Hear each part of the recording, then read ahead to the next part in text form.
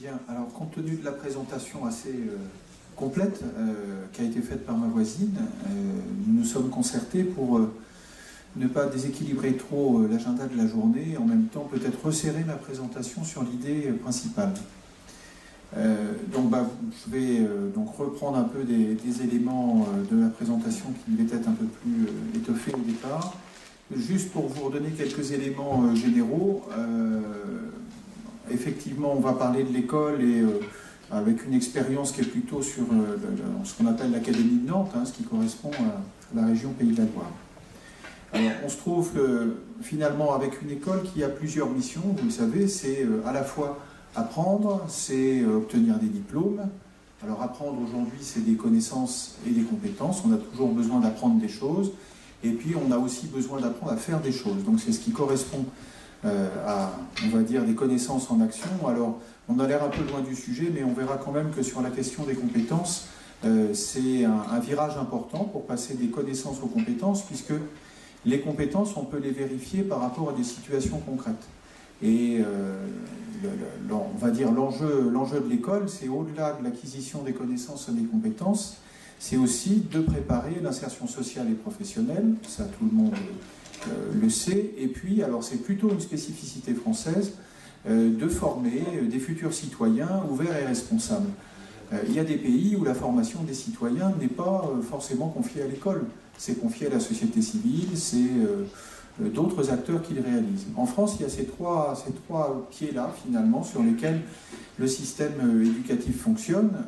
Apprendre des connaissances, des compétences, obtenir des diplômes, préparer une insertion professionnelle et sociale réussie, et puis se préparer et devenir un citoyen ouvert et responsable. Alors c'est finalement très exigeant et très ambitieux, exigeant du point de vue des attentes adressées à l'école, et puis ambitieux par rapport à l'objectif que veut viser l'école. Alors, vous le savez sûrement, il y a par rapport aux missions de l'école des lois qui organisent l'activité au niveau national, qui ensuite s'est décrit au niveau régional. La dernière grande loi, on va dire, dont on se souvient concernant l'école, c'est la loi de refondation de l'école, qui date de 2013, où on retrouvait très bien cette ambition, puisqu'on disait refonder l'école par la société, refonder la société par l'école. Alors c'est formidable, mais ça donne à l'école un rôle extrêmement important, extrêmement lourd, et en sachant bien, vous êtes parent d'élèves, vous êtes peut-être personnel de l'éducation nationale. Quand on dit l'école aujourd'hui, il y a toujours les personnels enseignants, mais il y a de plus en plus des partenaires de l'école, de plus en plus nombreux. Alors on peut penser, suite à l'évolution des rythmes scolaires, sont arrivés dans l'école beaucoup de partenaires différents qui ont commencé à travailler avec elle, mais ils étaient déjà présents avant. Sur le sujet qui nous intéresse, énormément d'associations travaillent depuis très longtemps avec les établissements. Donc refonder la société par l'école et l'école par la société, ça se fait dans l'école, mais avec plusieurs partenaires. Alors au-delà de ce propos un petit peu général, les enseignants, les infirmières, les personnels de direction de l'école, les conseillers d'orientation psychologues sont, j'allais dire, animés tous par on va dire un accord complet par rapport à ces grands objectifs de l'école, y compris par rapport à la formation de citoyens ouverts et responsables. Mais on a beau être très convaincu et très animé, on peut même être militant soi-même au quotidien, et bien sur la question de l'égalité filles-garçons, on peut se dire par quel bout prendre les choses pour que ça avance. Puisque là, vous l'avez bien compris, avec le passage à l'égalité réelle, on dépasse le moment où on met en place des textes, on met en place des orientations, ça existe, il y a tout ce qu'il faut pour aller vers le terrain et pour avoir des effets. Et donc, les personnels ont participé pour un grand nombre d'entre eux à la mise en place de cet environnement de l'égalité, des textes, des principes. Et puis aujourd'hui, ils se disent comment faire plus, comment faire mieux. En fait, au moment où on constate, au moment où les textes et l'environnement de l'égalité à l'école s'est mis en place, il y a eu une période, comme ailleurs dans la société, qui a été une période d'affirmation, une période de militantisme parfois, une période de volonté de rattrapage. Et puis, le temps a passé, on se rend compte aujourd'hui que les situations des filles sont toujours, ma voisine parlait de 4 points de différence, 4% de différence en plus pour les filles. Grosso modo, quelle que soit la question que vous vous posez par rapport à l'école, très souvent les filles sont 4% en avance par rapport aux garçons. Et parfois c'est même beaucoup plus. Si vous regardez quels sont les élèves décrocheurs, il y a beaucoup plus que 4% de garçons de plus que les filles. Les décrocheurs se conjuguent vraiment, enfin se disent vraiment au masculin et pas beaucoup au féminin. Et si vous regardez où en sont les élèves à la fin de l'école primaire, à la fin du collège, au niveau du baccalauréat, eh bien les acquisitions des filles sont toujours supérieures à celles des garçons. Ça, les enseignants le voient aussi. Mais on voit aussi que ensuite, quand la vie du citoyen, de jeune adulte se fait, les choix d'études, les choix de métier, eh bien on avance doucement. Donc, pour revenir plus concrètement sur le sujet, nous nous sommes dit, nous c'est à la fois nous qui sommes pilotes, puisque j'ai un collègue inspecteur du premier degré, maternelle et primaire, un collègue inspecteur des collèges, et moi-même qui suis inspecteur des lycées, nous nous sommes dit comment aller au-delà de la situation actuelle. Et en fait, on a constaté une chose. Je vous disais que l'école elle a pour mission de former des citoyens, de faire acquérir des diplômes et de favoriser une insertion réussie. Et on a regardé la situation des filles et des garçons. Et on s'est rendu compte finalement que pour des raisons différentes, la situation des filles et la situation des garçons est déséquilibrée par rapport aux objectifs de l'école. Les objectifs de l'école ne sont pas fixés pour les filles et ne sont pas fixés pour les garçons. Ils sont fixés pour tous les élèves. Et nous nous sommes rendus compte qu'aujourd'hui, je prenais l'exemple des décrocheurs, eh bien, la situation des garçons sur un certain nombre de volets est très en deçà des objectifs fixés par l'école. Et puis si vous regardez la situation des filles, par certains côtés, on est un peu au-delà, mais par d'autres, on est bien en deçà. On parlait des familles professionnelles, on pourrait parler des formations choisies, on pourrait parler de la violence, du harcèlement. Et nous nous sommes dit finalement, la situation des filles et des garçons, pour des raisons différentes, sur des motifs différents et chacune de leur côté relativement déséquilibrée, et c'est peut-être une porte par laquelle entrer pour travailler avec les enseignants dans les établissements et avec les parents et les familles, puisque j'en parle ici, mais les missions de l'école ne se font qu'avec les familles et les parents. C'est peut-être une porte pour essayer d'aller un peu plus loin que là où nous en sommes. On a, je ne suis pas passé par ce détour, mais ma voisine parlait d'une convention nationale. Cette convention est signée par l'Éducation nationale, comme elle est signée par l'enseignement agricole. Donc à l'école, on doit travailler sur la culture de l'égalité, savoir qui sont les acteurs de l'égalité filles-garçons, les dates importantes, les textes importants, savoir la Constitution en France et dans d'autres pays, comment les choses sont approchées sur cette question. Donc, dans les établissements, les programmes, on travaille sur la culture de l'égalité. Dans la Convention, on parle aussi d'éducation au respect mutuel, c'est-à-dire dans les classes, tous les jours, dans les couloirs, à la cantine, dans les établissements, on doit travailler sur le respect mutuel filles-garçons. Plein de choses se font. Mais les enseignants aussi se disent comment aller au-delà, là aussi. Puis dernier point, sur la mixité, la diversification des choix pour les formations, pour les métiers, énormément de choses se font par des gens très convaincus et on se rend compte que les choses évoluent très lentement. Vous voyez 3 aspects, en même temps le constat que les choses avancent très doucement et finalement nous nous sommes dit est-ce qu'on n'a pas quelque chose à jouer autour de travailler à la réussite de tous les élèves, des filles et des garçons, chacun sur des terrains et pour des motifs différents. L'école, finalement, son boulot, c'est de faire que les élèves aillent au plus loin dans leur parcours, qui développent leurs capacités, qui construisent leurs projets, et que finalement, au bout du bout, ils trouvent une insertion sociale comme citoyens réussie, donc en accord avec tous les principes généraux dont nous parlions, mais en même temps où ils puissent se projeter, et puis une insertion professionnelle, c'est-à-dire qu'ils choisissent le métier qui leur convient, et que ensuite dans leur vie professionnelle et dans leur parcours, ça fonctionne. Et donc avec les établissements, aujourd'hui on en est au point suivant. On se dit, si on veut travailler, si on veut avancer un peu plus loin dans cette logique d'égalité réelle, sur la question de l'égalité filles-garçons, il va nous falloir dépasser le stade de la revendication, du militantisme et de la réparation et du rétablissement de l'équilibre de la situation des filles par rapport aux garçons, parce que beaucoup de choses ont été faites là-dessus. On se rend compte qu'avec un grand nombre de familles, ça bloque.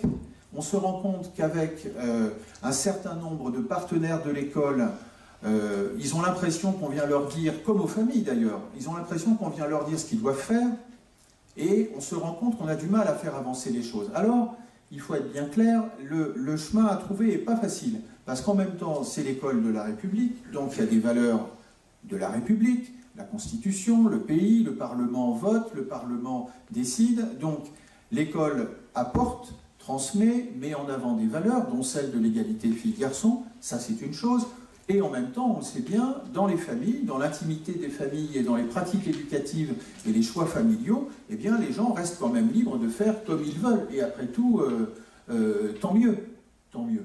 Donc il faut trouver l'équilibre entre affirmer ce qu'est l'école de la République avec son contenu, et puis respecter et arriver, il faut respecter, j'allais dire, les pratiques des familles, sinon l'école ne travaillera pas avec elles. Le risque, c'est que la coupure se fasse et qu'on continue à dire voilà ce que sont les valeurs de la République, mais que les familles continuent à dire voilà ce que sont nos valeurs. Et donc nous nous disons, finalement, nous, on va rentrer par la question de la réussite de tous les élèves. Et c'est intéressant parce que les enseignants, c'est l'un des grands nœuds de leur métier, ils travaillent pour que les élèves réussissent. Et dans les familles, l'idée, a priori, c'est que les parents éduquent leurs enfants pour que, qu'ils soient filles ou garçons, eh bien, ils aient une évolution, une destinée, un parcours, une vie qui soit accomplie. Donc aujourd'hui, cette entrée par la réussite de tous les élèves, on essaye de la rendre concrète comment? Eh bien, par exemple, en direction des enseignants, nous allons travailler avec eux sur comment, dans la façon dont les enseignants enseignent depuis l'école maternelle jusqu'au lycée, comment dans la pédagogie mise en œuvre, la question des stéréotypes filles-garçons est prise en compte. Est-ce qu'elle est présente? Par exemple, lorsque un enseignant constitue un petit groupe, est-ce qu'il constitue des groupes filles-garçons ou pas? Lorsqu'il met au travail des élèves filles ou garçons, est-ce qu'il le fait de la même façon? Lorsqu'il pose des questions à des filles, lorsqu'il pose des questions à des garçons, est-ce qu'il les pose de la même façon? Lorsqu'il valorise le travail d'une fille ou valorise le travail d'un garçon, est-ce qu'il fait de la même façon? Donc c'est intéressant pour nous parce que ça amène l'enseignant à réfléchir sur comment il travaille. Comment il travaille et dans sa façon de travailler, est-ce qu'il a incorporé ces questions de stéréotypes dont vous parliez? Si vous interrogez un enseignant dans une salle des profs, il va vous dire « Mais oui, la publicité pour l'éducation nationale qui recrute que nous avons vu tout à l'heure, c'est n'importe quoi. » Mais en même temps, vous aurez par exemple des enseignantes qui vont vous dire « Eh bien moi, j'ai choisi de travailler en école préélémentaire, avant on disait maternelle, parce que je me sens plus proche des enfants, ça me laisse, c'est un rythme, c'est une façon de travailler qui me laisse du temps pour m'occuper de ma famille. » Donc vous voyez par exemple que la question des stéréotypes parfois s'impose aux enseignants. Donc nous, notre approche, c'est de dire aux enseignants qui disent par exemple je fais ce choix de métier par rapport à ma famille, c'est de leur dire vous avez fait ce choix de métier à partir de vos représentations, c'est une chose.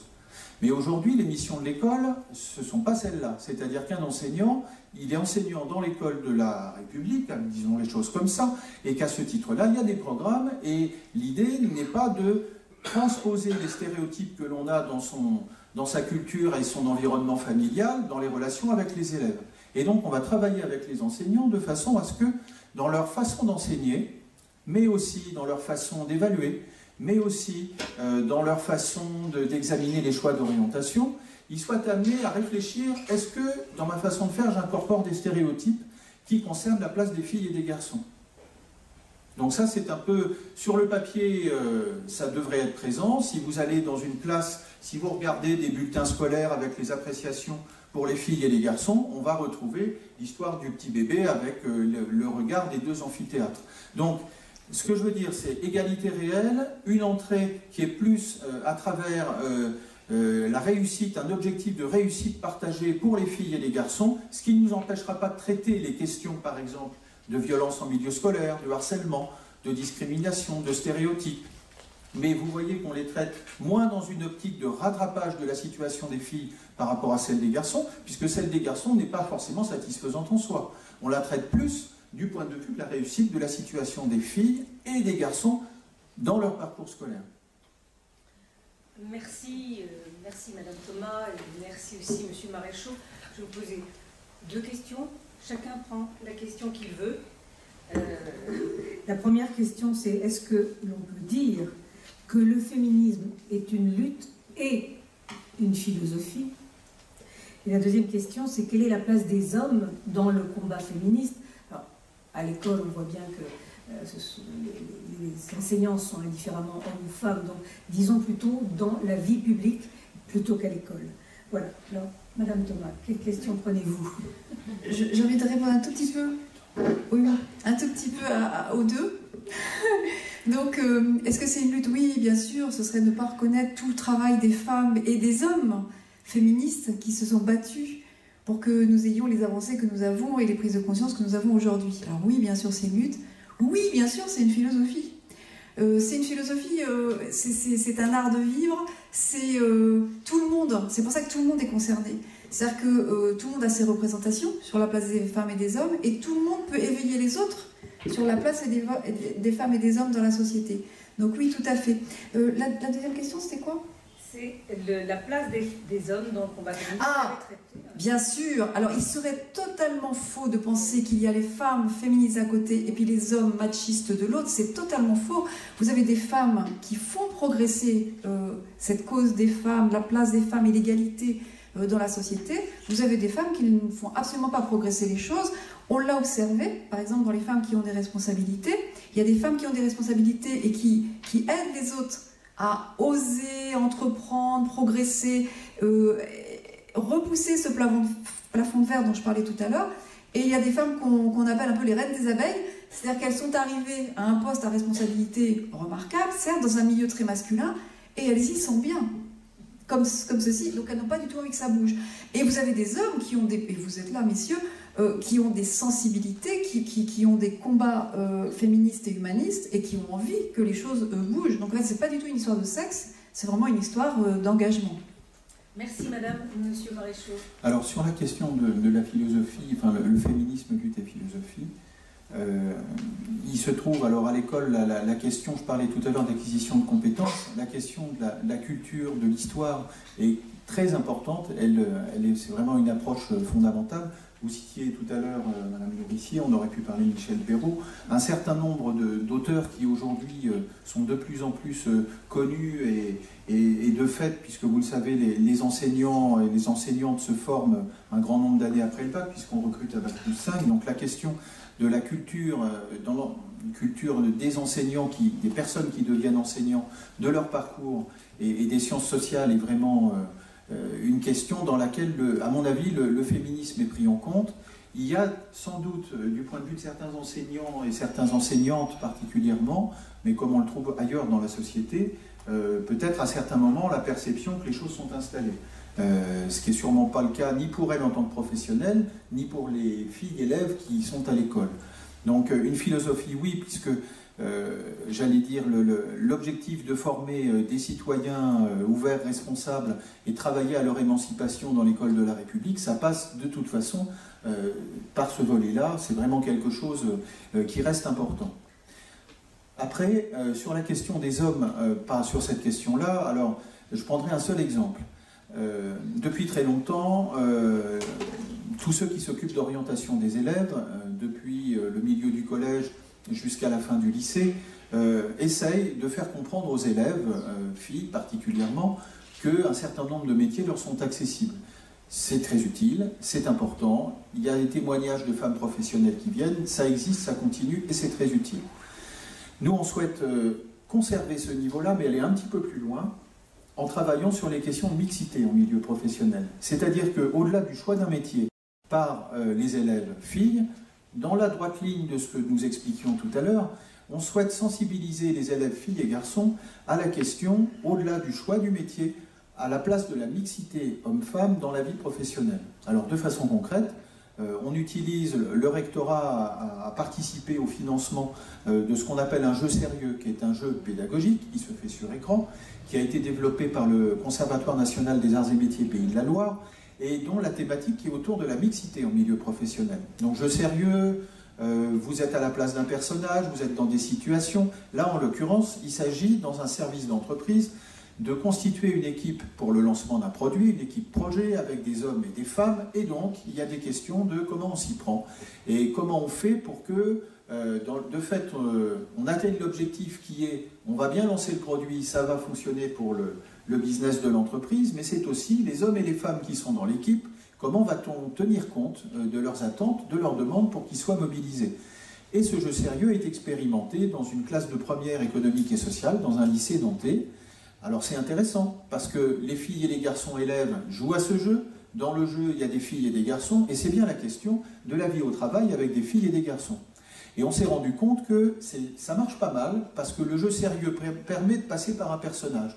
Et des jeunes disent « Ah ben oui, moi ce que j'ai vu dans le jeu, à travers le personnage, c'est pas du tout ce que je vois chez moi.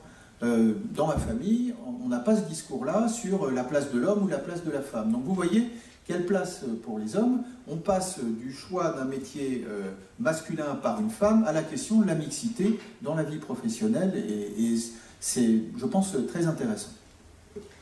Eh bien, merci. On peut...